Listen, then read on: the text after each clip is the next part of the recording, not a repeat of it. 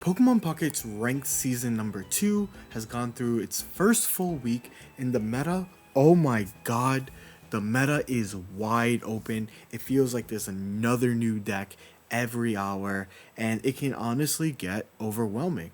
So I'm here to talk about some of the most recent happenings. We just had two major tournaments that can give us some direction. We had the Froggy X tournament, which had over 350 plus players, and over this weekend, over 1,000 players competed in the Day Pokemon Pocket Weekly. You can see the day 2 meta breakdown on your screen right here. But hello YouTube, I'm Jeudy. I peaked number 2 global and finished within the top 100 last season. I'm currently sitting comfortably in Master Ball, and I'm still, as you see on this couch, in Milwaukee after finishing top 64 out of 800 players in the Pokemon VGC Regional Championship, one which I even joined the official broadcast to open packs and talk about the TCG Pocket meta. That video will be in the description below, and when I'm home, I'll be streaming near daily as I look to reclaim a spot in the top 100 and eventually join the race for first place. So obviously I've been extremely preoccupied this entire weekend, but it's time for me to play Pokemon Pocket with my freaking life on the line. And what better way to catch up than do a review of these two tournaments we had, right? Tournaments kind of also reflect the ranked ladder, but the ranked ladder also reflects the tournaments, and they kind of have this symbiosis together.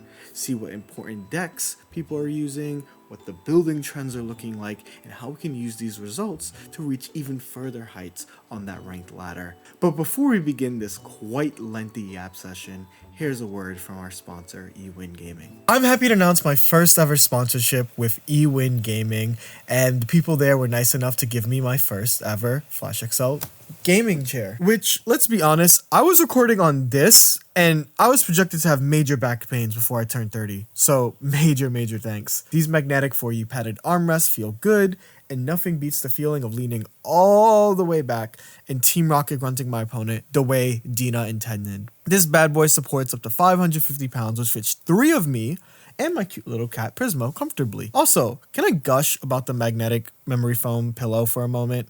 I will not lie to you. First night, I took a nap on it, and throwing it and watching it attach was a good little stim I do in between stretches. And if you are in the market for a new chair, eWin has also hooked me up with my own affiliate code. Use the link below and use code Jeudy for 20% off of any chair on the site.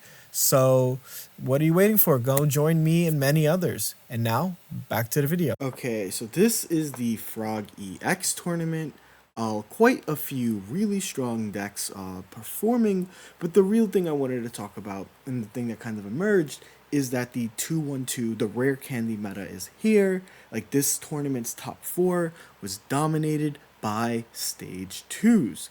And I think that this first talking point I want to get to is that 2-1-2 or 15 trainers is a trap. And I think that these results kind of exemplify that. For starters, this is the winning deck from that tournament. It is Charizard Incineroar, and I firmly believe this is leagues better than just Solo Zard, and I'll kind of explain it kind of simply. The problem with 15 trainers, generally, at least for these type of decks, is going to be the fact that, you're not usually going to be able to really get that second Zard going or even have a full prize map. The other thing is that Oricorio is legit. Everything I've ever said about Oricorio, probably in my last video, you know what? I was not familiar with Oricorio's game. That card is good. We're going to talk a lot about Oricorio later in this video, but a lot of 15 trainer decks, right, really do struggle into Oricorio. This allows you to at least have a 1-1-2 prize map. You can do Charmander, Litten. It's lit. But it's really cool to see Incineroar be used. The other thing is, let's say you're playing Charizard EX and you stoke it up, and then you attack with Steam Artillery, right? And you'll never naturally attach 5 energies to another Charizard. Whereas with Incineroar, you only need 3 energy attachment. So I think that moving forward, this looks kind of like how a lot of these decks should be run, right? You're running a main line for like the Zard or your main attacker, but a secondary line, and Rare Candy can substitute that, right? And you have so much space for so many different cards. Another card we'll obviously eventually have to talk about is Red Card. Mars, Red Card. I said Mars already was one of the best cards in the format. Red Card is back because there's so many important supporters you want to use. Red Card allows you to use the supporter and then also use that same item. So it's really cool to see Red Card make it back into list. The other list I wanted to talk about was a list of top 4, that same Frog EX tournament. This is Decidueye Meow. Once again, like I said, don't play just 15 trainers, right? And obviously with Meowscarada, you never really did play 15 trainers, but this guy opting for Meowscarada with a Decidueye carry, right? You're going to attack with Meowscarada, attack with Meowscarada, and then finally have this Rowlet. You have this 1/1/2 that's so important. What are we seeing? A freaking Mars, because Mars is broken right now. This is one of the best ways to counter a rare candy Luxac meta, right? Because there's, and we're gonna obviously talk about way more different ways that a lot of people are doing it, but this is one of those ways, right? If your opponent bricks, they'll never set up. Mars is the best way to do that. I've run double Mars. I made Master Ball with double Mars. I'm now playing with Red Card and Mars. Red Card is meta, but it's also really cool to see Grass do really well, following that same philosophy. And this list is an Ursa tournament list, but this one is currently all over ladder. Japan is spamming this one in response to Oricorio, which again we'll talk about later. And this is Garchomp Rampardos. Of course, like I said, the meta keeps changing, it keeps changing, and now we're at a point where Garchomp is the next current iteration. Garchomp for 50 deals linear attack. This also one-shots the bench while Oricorio is like trying to set up. You also have the Gabite who's able to take on an Oricorio, but this like kind of card is doing so good because we're gonna see that there's now a rise in stall, and the Ursa results kind of show us this. But again, not 15 trainers, it's a 2/1/2 with extra for the others, right? The 1 Cranidos, 2 Rampardos line, really cool. I like that they were able to fit in Cyrus, double Lily. This card is so good. Turns out 60 healing is a lot, especially when people are getting pinged out the wazoo. Here is the Ursa Day tournament. There is a lot to unpack here, like so much to unpack here. And I think we should talk about the winning list. The winning list is, well, this is not the winning list. You're the winning list. The winning list is kind of also freaky, right? This is another list that we saw actually, it started being used in the Frog EX, right? Where if we look at, this Guaranteed Snorlax, it was already being used, but it kind of blossomed at this tournament, taking first place. With this list that's running like the double PCL, which is just great healing, especially synergizes well with Snorlax if you cannot flip heads. Barry is also really good, and the deck runs that water energy. This deck could also run water psychic. I might also just be psychic. I need to watch the VODs. I'm gonna tell you though, this is not just for this deck, but for a lot of different decks. We're seeing multicolored use. Whether it's like water energy or psychic energy. I think this one might be a psychic energy using deck. Like I said, just watch the VODs. Arceus tournaments are amazing. I haven't had the opportunity to watch the VODs. I'm just looking at it, but I'm telling you, there are some people that are running water psychic energy, some people that are just running psychic energy. It's really cool. This guy actually running double Garantina, which, when we look back at that other list, right? That guy was not running double Garantina, right? This list was only running 1, and I think one of the biggest problems with this list is finding Garantina, right? This guy was running Iridos. This is the water energy version. Still really strong. We're actually seeing the emergence of Stall, and the best way to explain this is Rare Candy has sped up the meta to a point where it feels Luxac. I get asked in every other video, how do you feel about the meta? Like, how do you feel about Rare Candy? Is Rare Candy really that good? It's making things feel so luck, lots of luck. And I hear that all the goddamn time. And theirs is one of the ways to mitigate that luck is these Snorlax. And this is like one of the major notes of this tournament is that like, and another talking point is that Solgaleo did not do good at this tournament, right? But very important to talk about how Snorlax does live a Solgaleo 120, right? These stally, tanky Pokemon do live these attacks, and it's really, really cool that we're getting to see these Pokemon succeed in the way that they're succeeding. And Snorlax, Garantina, really, really cool. The thing that I really, really wanted to talk about, which is kind of extremely freaky, is when we go to the meta game breakdown for Snorlax Garantina, right?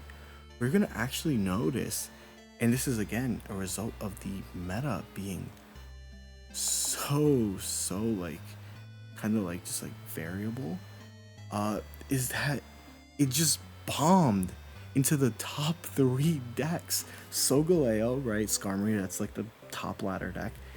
Garantina Darkrai. Spoiler alert, we're going to be talking about Garantina Darkrai later. Charizard Incineroar, right? Just won the Froggy X. And this is a testament. How can a deck with this matchup spread, you might ask yourself, win the tournament? And that's because this format is huge. There's so many decks that you can use. And this deck did so well against so many other decks to where it is okay that you like lost to like these top 3 decks. The meta's always changing, meta's always adapting.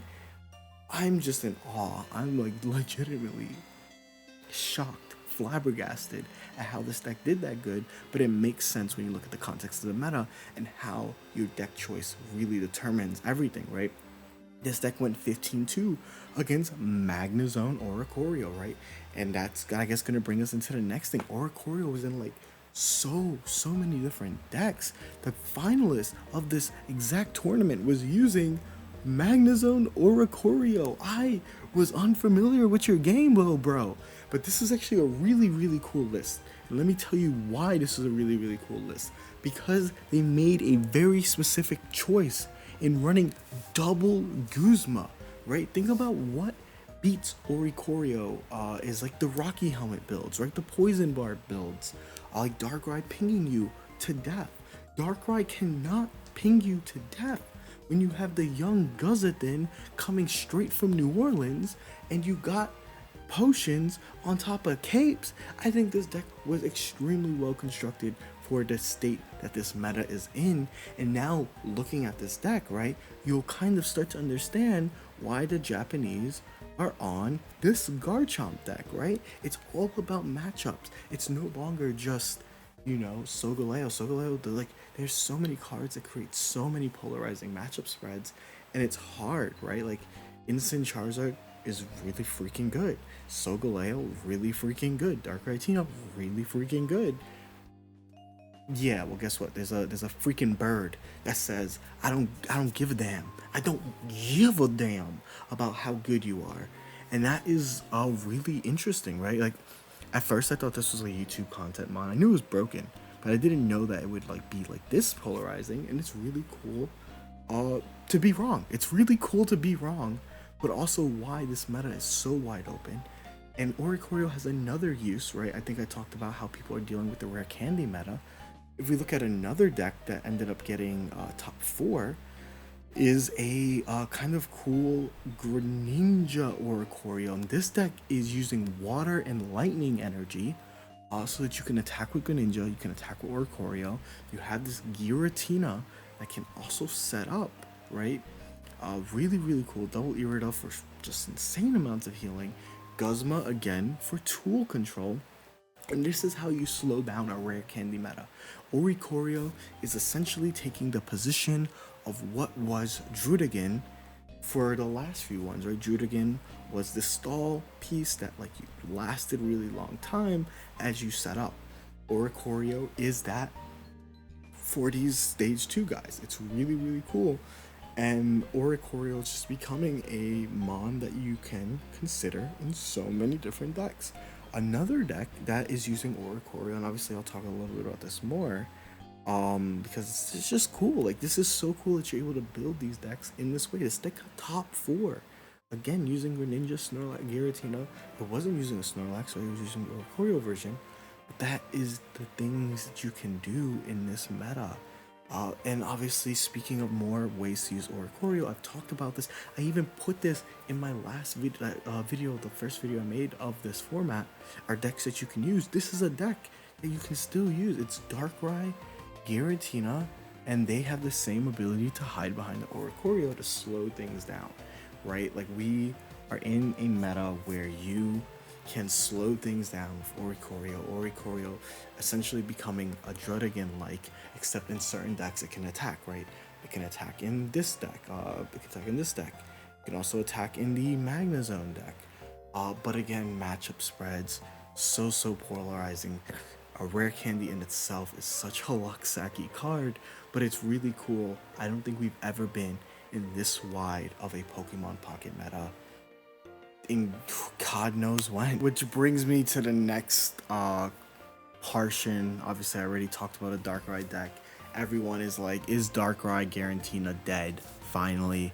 And unfortunately for many of you guys, fortunately for me, but unfortunately for you guys who do wear deodorant, who do love their wife and kids, who do work a 9 to 5, for you guys, I'm sorry to say that Darkrai Giratina is still really good. And it sucks, right? You don't want, everyone hated Darkrai, at least a lot of people hated Darkrai Giratina. But this is an important thing. If you value consistency, I don't care. If you are someone that really says, I want consistency, and then hate Darkrai Giratina, I need you to look into a mirror, point at it, and say that I love lying, because that's what you are doing. One thing that the Ursa Day kind of tournament kind of showed us is that Giratina Darkrai is here to stay. It was, if we look at the metagame breakdown, the most used deck in a top 64, 20% of top 64. I can't do math. I think that's like at least 21 decks, right? It did good. It didn't win the tournament, right? I think that's the important part. Don't put the guns away. It didn't win the tournament, but it still did extremely good. Let's talk about what they're doing, right? Why Darkrai Giratina? It's consistent. You're basically guaranteed to start Giratina Darkrai almost every game, just based off of odds. And because that, like, you're attaching 2 energy to 2 different guys, you're slowing the game down in so many different ways. Other things that's kind of happening is that you're able to fit so many cards to respond to the meta. This is the list that finished the furthest, right? This list using Mars plus red card, right? Shout out Hana, finishing right here in the at 5th, using this list, right? Again, I keep saying we're in a Mars red card format. Put your Mars, put your red cards where your mouth is. Money where your mouth is, something like that. So it's really cool. This deck is also still running red, which is great to catch EXs. Double Rocky is better than Giant's Cape right now, at least in this deck, because you need to not lose to Oricorio, right? You can play Oricorio, like, in like 10 games, you can probably play it 1 to 2 times. That's 20 points, right? You want to at least be able to maybe beat one of those. So really cool to see. Some other lists, this list finished in the top 8. Again, Double Rocky, a Poison Barb, right? Poison Barb is essentially a 3rd Rocky helmet. We're seeing what these players are kind of valuing. Guzma, also really good, just had tool removal, very good into playing against Solgaleo decks, you know. It's really cool. These decks are so flexible. And I can't stress, this is why these decks are always at the top. And then another list, which I think is like mostly the same. Actually, no, I didn't even talk about how that was Hana's list. It's the next list. This next list is pretty much the same, except it's running instead of the Guzma, it's running an additional leaf. You want to start retreating more, right? If you get rare candy Luxact, which you are going to get rare candy Luxact, you want to be able to move around. One thing that also has benefited Darkrai Giratina is the fact that people are not running as much red anymore. And why they're not running red is because you're already dealing so much damage, and these guys don't really get breakpoints, right? Like Solgaleo's doing 120, 140 isn't gonna always get a breakpoint, right? Obviously can KO some Darkrai's, but it is true, they're not running red. That's why people are dropping Giant Capes, right? And Zards are gonna already do run red. So it's so important to see the context of the meta and how these decks are able to, like, you know, form, norm, and conform, Yorb and norm, you know? I talked about that Darkrai Oricorio build, right? This one's running just like more stally versions, has the Guzma to stop the Solgaleo matchup while you're playing your Oricorios, and it's just really, really cool to see that these decks have made it this like far, and it's because they're adaptable and they are consistent. They're not the best, I'm gonna say it. I think that Darkrai Tina is a top 3 deck. And this is just true. If you asked me at the beginning of the week, I would have said top 3 decks, Darkrai, Tina, Solgaleo, Skarm, add whatever. But right now, it really just feels like Darkrai, Tina somewhere in that top 3, and these other 2 decks depend on the hour that you're playing. If you're playing Japan evening time, you might get a Garchomp day. That's when maybe using Meowscarada is good. If you're playing NA hours and all of a sudden Oricorio's everywhere, and that's where Garchomp's good, right? It's about picking and changing decks. I will say Darkrai Tina is one of the only decks I would say is solo mainable because of how consistent its matchup spread is overall. Which I guess brings me to my next point. I get a lot of what's better, Poison Barb or Rocky Helmet, Poison Barb or Rocky Helmet, Jeudy, what should I do? My helmet or my barb? Let me know. And I think that it's important, if you didn't notice from all of these Darkrai Tina decks, is that a lot of people are opting for 2 Rocky over a Poison Barb, right? When they have 3 of them, they're still filling out the Rocky because Rocky are just so much better universally, and Poison Barb does have some limitations. One of the things that's great about Poison Barb is that it does have more expected value when your Pokemon are squishy, right? Like if you're putting it on a 60 HP Mon, that Mon gets KO'd, the Poison Barb can technically do more damage, but the Rocky Helmet is always a consistent -20, can force ties, you know, but when you need that third one, Poison Barb is so good. But there's another reason why Poison Barb isn't good, and it's for a reason, it's for something we always forget. We always forget it, and it's something that's actually rising into another deck that caught my eye. It got top 8 in the Frog EX, and then it went 8-0 in Ursi, and it had 2 spots in the top 32, and that is our heroes over here, Arceus Crobat. There's quite a few ways to play this deck. This is one of these ways it was played. Very, very cool deck. You know, Crobat is dealing 30. Open this deck builder.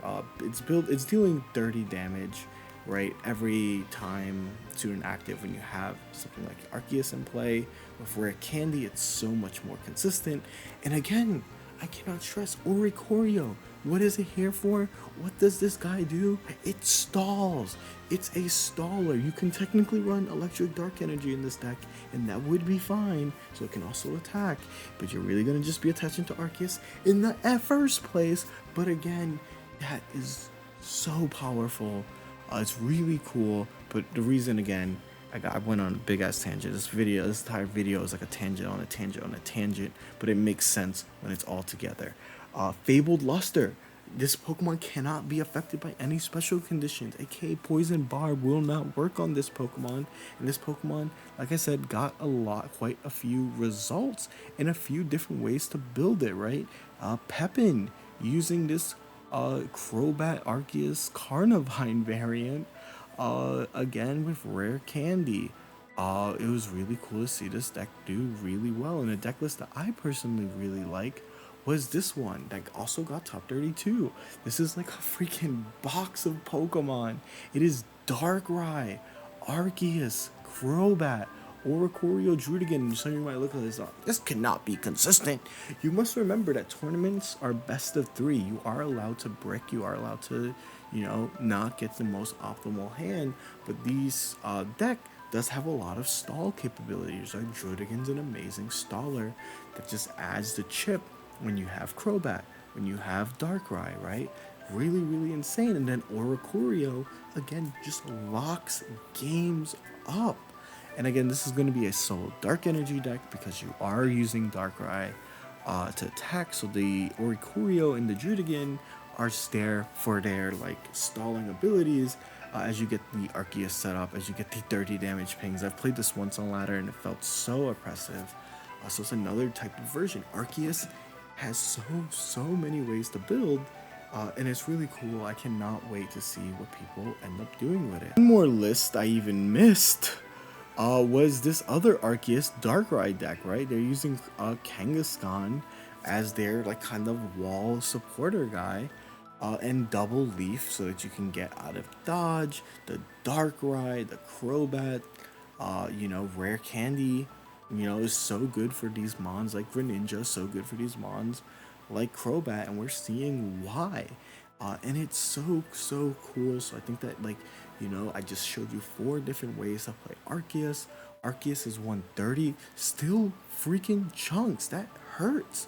It deals 130 when it's fully charged, plus Darkrai, that's just dealing the same amount of damage as Giratina. I didn't even talk about Crobat. That's 30, 20, that's 50, plus 130, that's 180, that's one-shotting Solgaleo. It's so cool, and I would consider Arceus for your climb as well.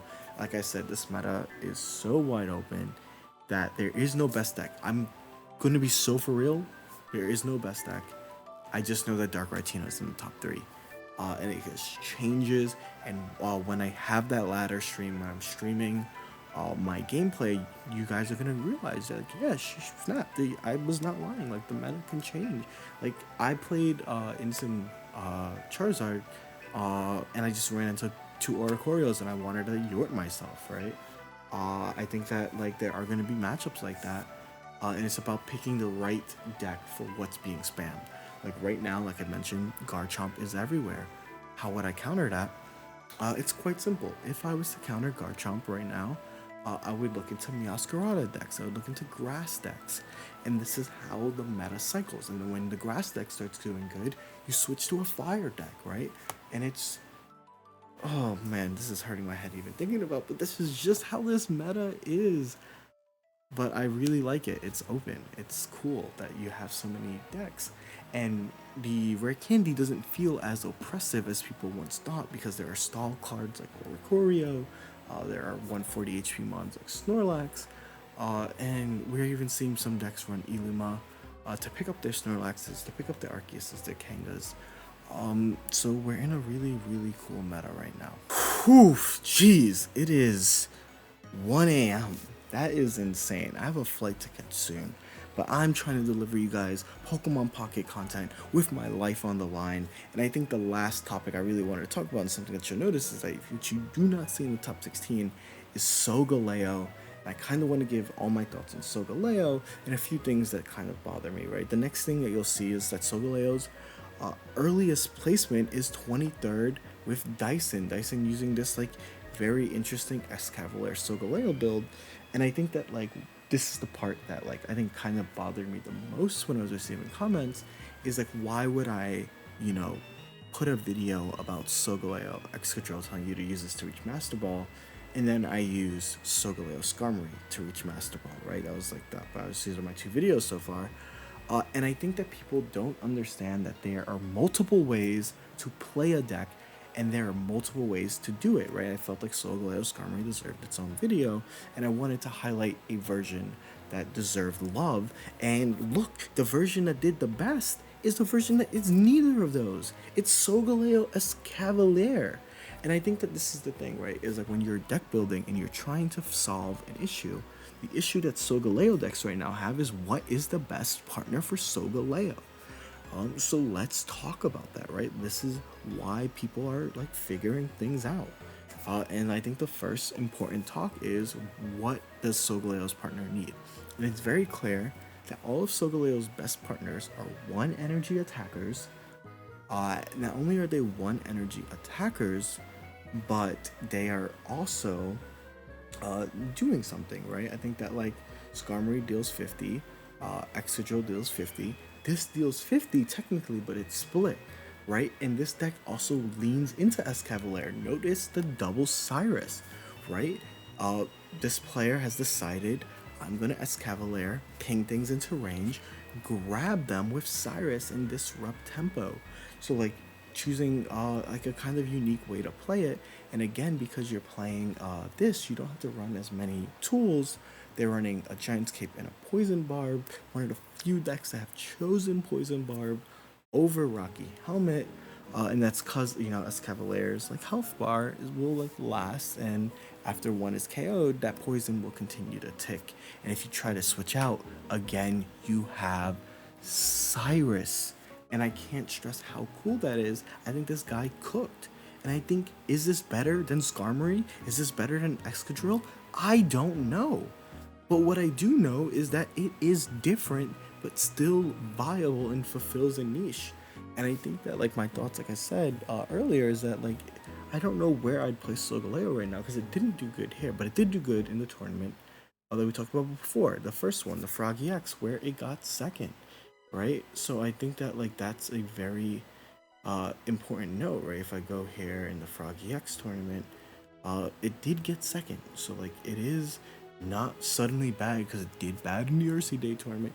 You are allowed to have bad tournaments because this meta is so wide, right? This meta is so wide, and it can feel matchup roulette at times. So my biggest advice is like kind of understand where the meta trends are going, or look at big content creators that push decks out, especially at the top, players like Sigun, even me, right? What people are posting on Twitter, it's so important what people are using in tournament to get that edge. And that's why I think for tonight I wanted to get that edge. I wanted to analyze this, and if I was to play ranked right now, I think the deck that I'd probably bring after all of this analyzing is I think I want to bring a grass deck. And I said it earlier because Garchomp is everywhere on ladder right now, at least in high Master Ball, right? And this has a good matchup into that, and it does have a good matchup into Darktina, which is another deck that's just a consistent one trickable deck that plays into everything. And that's kind of my thing, is like you have to like, everything is so wide. I don't feel comfortable making a tier list video until I hit top 100 again, because I feel like if I made a tier list video right now, I'd be lying to you guys, and I do not like lying to you guys. I like giving you guys the facts, what we can be learning from these. And maybe this has like been like a kind of discombobulated video because I've had so many thoughts, but this meta is wild. I'm excited. I'm going to be playing, like I said, basically daily when I get back home tomorrow. So let's start playing Pocket with my life on the line. Rank Season 2 begins now. For me. For you guys, it's been beginning. But it begins now for me. Goodbye.